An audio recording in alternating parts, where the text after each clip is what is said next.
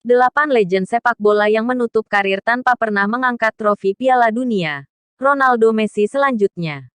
Memenangkan Piala Dunia sering disebut-sebut sebagai puncak karir pesepak bola profesional. Beberapa nama besar yang pernah menghiasi lapangan sepak bola dan menjadi legenda telah mengangkat trofi Piala Dunia yang didambakan ini. Namun di sisi lain, beberapa pesepak bola hebat dunia mungkin pernah frustrasi dalam upaya mereka untuk meraih Piala Dunia bersama negaranya. Berikut kami rangkumkan 10 legenda hebat sepak bola yang tak pernah merasakan manisnya menggenggam trofi Piala Dunia sepanjang kariernya. 1. Paolo Maldini, Italia. Bek Italia satu ini dianggap sebagai salah satu yang terbaik sepanjang masa di posisinya. Kemampuannya membaca permainan telah berperan untuk memimpin AC Milan meraih 5 gelar Liga Champions. Namun, Maldini yang telah mengikuti Piala Dunia sebanyak 4 edisi berbeda. Kesempatan yang paling dekat dengan mantan kapten AC Milan ini untuk mengangkat trofi Piala Dunia adalah pada tahun 1994, ketika Italia kalah dari Brasil melalui adu penalti di partai final. 2. Oliver Kahn, Jerman. Penjaga gawang Jerman yang terlihat garang ini dikenal karena kecemerlangannya di lapangan dan juga karena temperamennya. Kahn menghabiskan 14 tahun di Bayern Munchen dan telah memenangkan 8 gelar Liga Jerman dan 1 Liga Champions, plus Piala Eropa 1996 bersama timnas Jerman. Namun, Kahn tidak cukup sukses di Piala Dunia. Penjaga gawang itu bahkan pernah cukup dikatakan bersalah karena memberi Ronaldo Nazario gol pembuka di final Piala Dunia 2002, yang mana itu adalah satu-satunya peluang momentum emas bagi Han untuk meraih trofi ini. 3. Ruud Gullit, Belanda. Ruud Gullit adalah bagian instrumental dari tim generasi emas Belanda di Piala Dunia 1990. Apes, mantan peraih Ballon d'Or ini harus rela melihat timnasnya langsung tersingkir di babak 16 besar. Peluang Gullit berikutnya ada di Piala Dunia pada tahun 1994. Namun, mantan pemain gelandang yang kini menjadi pelatih itu mengumumkan pengunduran dirinya beberapa minggu sebelum turnamen. 4. Roberto Baggio, Italia. Mantan penyerang AC Milan, Juventus dan Inter Milan ini masuk ke Piala Dunia 1994 di Amerika Serikat sebagai pemegang Ballon d'Or. Nahas, alih-alih menjadikan predikat itu untuk membawa timnas Italia berjaya, eksekusi tendangan penalti melambungnya di partai final malah menjadi penyebab jatuhnya gelar juara ke tangan Brasil. 5. Eric Cantona, Prancis. Pemain asal Prancis ini cukup sukses dalam karir klubnya, tetapi tidak untuk tim nasional.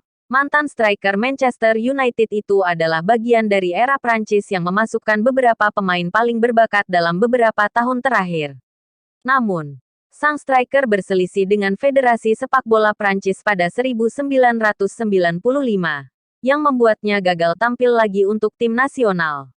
6. Kevin Keegan, Inggris. Kevin Keegan adalah salah satu prospek sepak bola paling cemerlang yang berasal dari Inggris pada 1980-an. Pada puncaknya, Keegan memenangkan gelar Ballon d'Or berturut-turut, menjadikannya salah satu pemain terbaik di zamannya. Namun, sama seperti yang lainnya, keberhasilan individu dan prestasi di klubnya gagal ditransfer ke dalam kesuksesan internasional. Keegan menjabat sebagai kapten timnas Inggris di Piala Dunia 1982 di Spanyol. Namun, cedera punggung membuatnya hanya bermain satu pertandingan di turnamen, di mana penyerang yang biasanya andal itu menyia-nyiakan peluang dari ruang kosong yang justru membuat timnya tersingkir dari kompetisi.